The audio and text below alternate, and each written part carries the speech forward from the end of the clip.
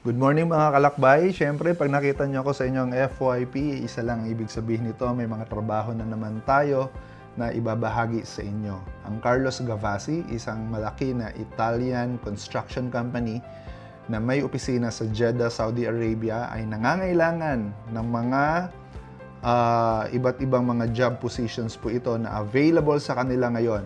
Hiring po sila ng QC manager, na ang specialization ay electrical. Hiring din po ng QC inspector, electrical din. Another QC inspector, but this time instrumentation naman po ito.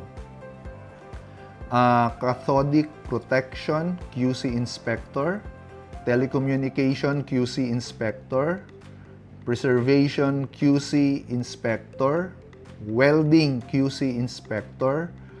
Painting, coating inspector, at ito medyo hindi technical, secretary to the CEO or isang executive assistant.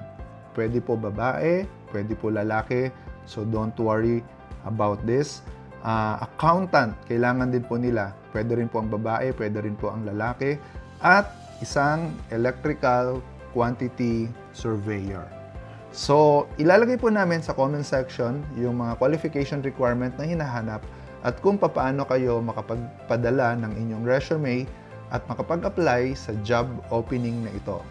So, kung kayo po ay angkop dito sa hinahanap namin, comment down below or tag someone na kakilala ninyo na maaari mag-apply para sa mga job openings namin na ito. Amping pirmi!